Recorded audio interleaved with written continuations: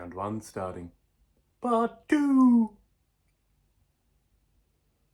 Hello everybody and welcome to Winging It with Manly Man Matt. That's me. Today we've got a Thursday preview, previewing the games. The game starts in about maybe 2 hours, I think, from recording this. Should be fun. Raiders and Knights. Come on, let's go. We'll have a preview of the round. We'll also have a little bit of news about Manly that might have come up in the last day or so. But anyway, let's continue on.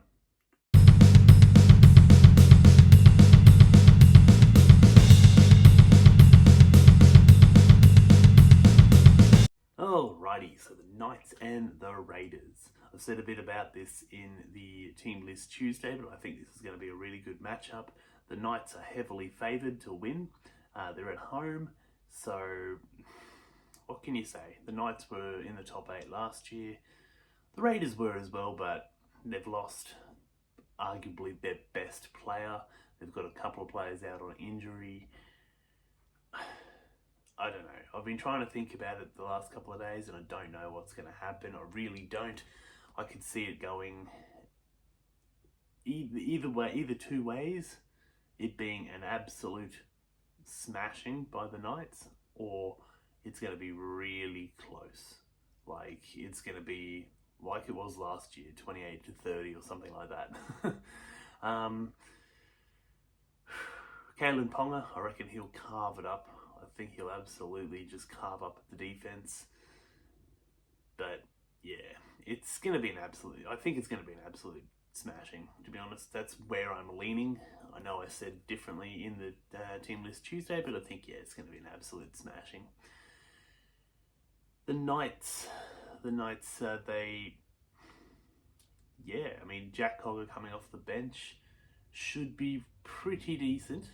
He was pretty decent for Penrith, so I think he'll bring that experience of like winning a premiership back to the Knights.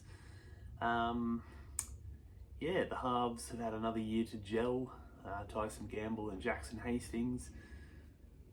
Yeah, I just think the class of Kalyn Ponga will get them over the line. The Raiders I don't think they have a player like that. After losing Jack White and not really recruiting anyone else like of that caliber, I don't think they're gonna do that well. But anyway, on to the next match. Alright, so these aren't going to be in any order. I'm just going to say them from what I remember them. Storm and Panthers. So it's been confirmed. Cam Munster will not be playing. So yeah, he's been sidelined with an injury.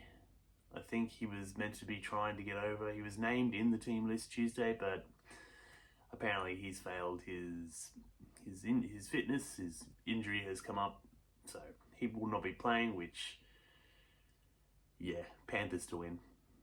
Simple as that. It's in Melbourne, but Panthers to win. Can't say much more than that.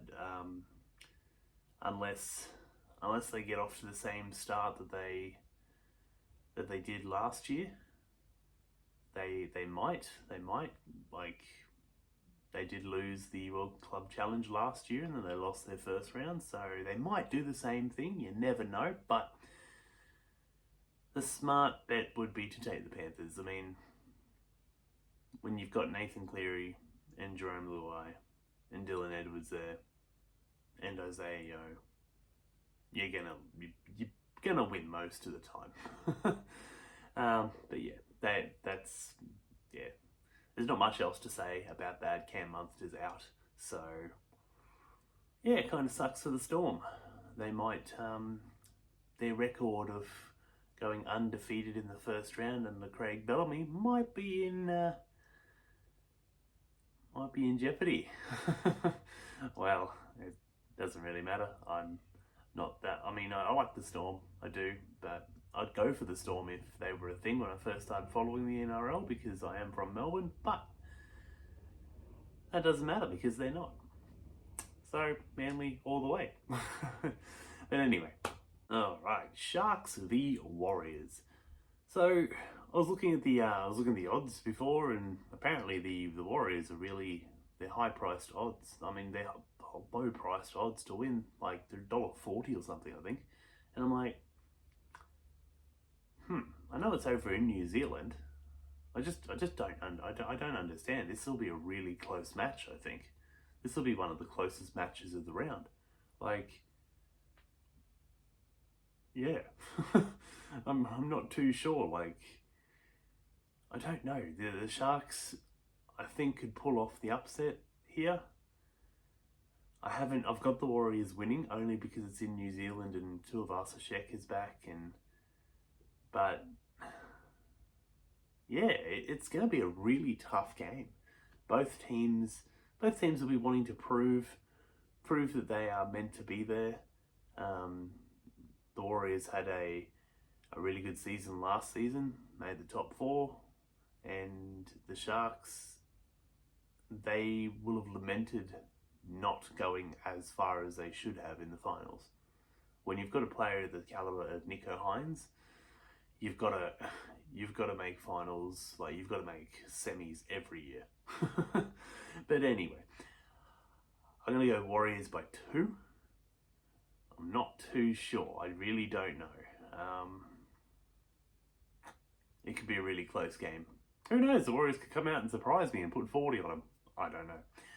But anyway, let's move on to the next game. The Dragons and the Titans up on the Gold Coast at Cbus Super Stadium. Very nice stadium. Been there many, many times.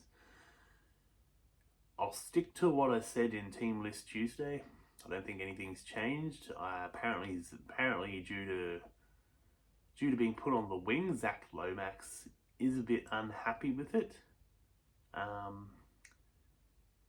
would be too. I think he's a pretty good fullback, but you got to go with what the coach wants. He might.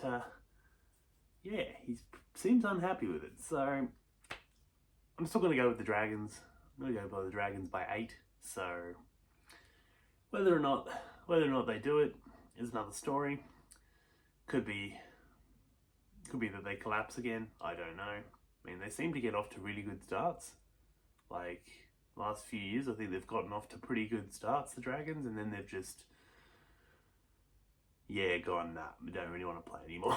But anyway, sorry Dragons fans, shouldn't bring that up. But anyway, I think the Dragons by 8. I just don't think the Titans losing David Fifita and I think it's Jaden Campbell.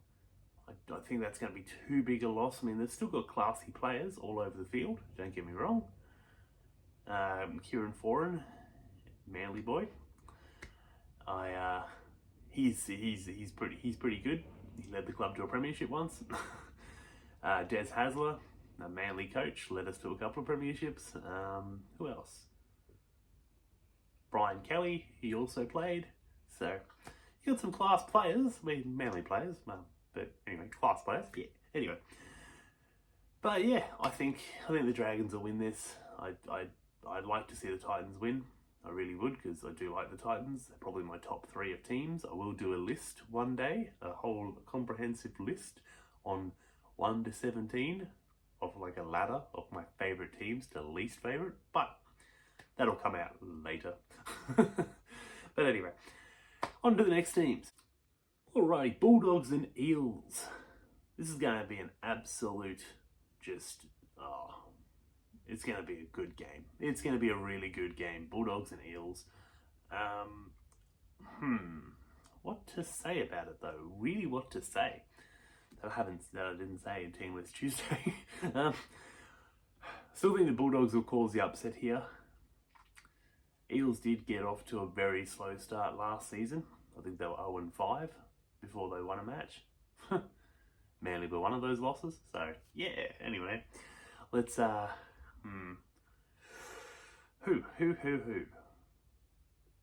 I just think the Bulldogs will win. Although in saying that, they do have a few, like a lot of new players, and maybe they won't gel. So that's one of the reasons I think Parramatta can win. But I'm not too sure. I really don't know. We've got people like Crichton. I think we've got Curran coming in. they've got a few new players, a lot. Like Gus has been busy buying people.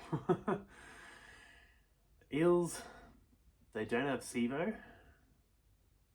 Penasini's usually pretty good, so Gutherson's always good, former Manly boy. They've got Morgan Harper in the centres. I don't know. I'm thinking that the Bulldogs can cause an upset here, but I obviously wouldn't be surprised if the Eels got the win at all. I'm really hoping it's a good game. Really hoping it will be. I might be at the Star Casino in Sydney. I might watch that at the sports bar, mainly because I really can't be bothered watching it on my phone.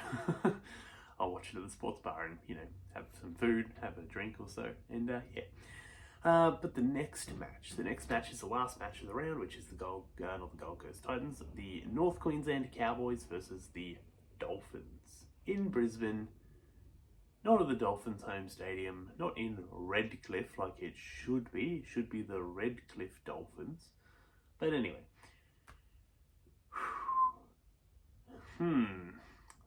So the Cowboys should win. The Cowboys should win. Having, I think it was Gilbert out for the season with an ACL. Although Cohen Hess is out for the Cowboys. So yeah, the Cowboys should win based on the class, but the Dolphins, don't be surprised. Don't be surprised if the Dolphins win. Like they've got some pretty decent players, like Flegler coming in, Farnworth coming in. I mean, Jermaine Asako was really good last year. Yeah, they could win, but I'm going to tip the Cowboys. I think that they'll just get the job done. With some experience, maybe Jason Taumalolo gets back to his rampaging best.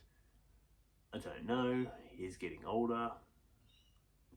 I really don't know. I'm just going to go the Cowboys by maybe a try. Maybe a non-converted try, 4 points. But anyway, so that's the team previews, I think, who will win. Yeah. I'm never too confident in the first week because you just never know. You never know how people are gelling. You never know how people like it. It takes until maybe like the fifth week where you start to really see exactly who's gelling with each other and what teams are good, what teams are bad. But anyway, anything can happen. It's football. I mean, the Tigers beat the Panthers last year, so come on, for their first win this season. Jeez. Anyway, so. Got a little bit of news. I think Jason Saab's injury. So that's, I think, what they're saying is 6 weeks, 5 to 6 weeks. So hopefully he'll only miss like four or 5 games because of obviously having the extra week off. It's not good news, but I think the best thing would be for Parker to go to the centres and Garrick to move back to the wing. Although Garrick is really good on the weekend. Scored really well in fantasy apparently. So hopefully that all works itself out. I'm not too sure. Yeah, you could go either way. I mean, you could get Talau in at the wing spot and still leave Garrick in the centres if you're comfortable with that. There's a few ways we could go about this, but anyway. And also, it has been reported that Zach Fulton has left the Sea Eagles and gone over to the UK to sign with the Bradford Bulls. So that's a bit disappointing. I saw this rumour the other day and I saw it said that a UK club had been interested in getting him. And yeah, I follow a few of the pages on Facebook where I get my rumours. So thanks Clarkey for the rumour. But anyway, we've got Zach Fulton going. He was really good I think he's only played one game during Pride round, which, the Pride game, played one game during that, and I think it was because he was a debutant that he really ripped in. So that's what you see. You start to see that with debutants. You see them really rip in, and then once they get their contract, they kind of they know that they're staying, so that they don't play as hard as they did in the first rounds. But yeah, I think he would have been a really good player. He seemed to be okay for Blacktown. He was playing for the Blacktown Workers, I think. But yeah, it sucks. But hopefully he has a really good career over there in the UK. Goes over there, rips it up, comes back. He'll be welcome with open arms. Always, once a sea eagle, always a sea eagle. That's what I say. Part of the bird gang. Squawk, squawk. But anyway, thank you for. That's pretty much it. But thank you for watching. I'll be back on. I'm gonna do a video on Saturday. Hopefully a video on Saturday, because I feel like there's a bit of a gap between my videos, being one on Monday, Tuesday and Thursday. I need one on the weekend, so I'm going to do a video on the weekend, but it's going to be a bit different. It's going to focus on a Manly fan's perspective off the bye round, of whoever's on the bye. So this week it'll be the Tigers.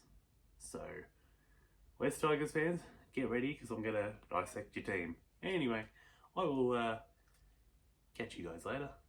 And don't forget to like, comment, subscribe, kick a ball, hug a loved one, do whatever you want to do. Peace. I don't know what I did there, but peace.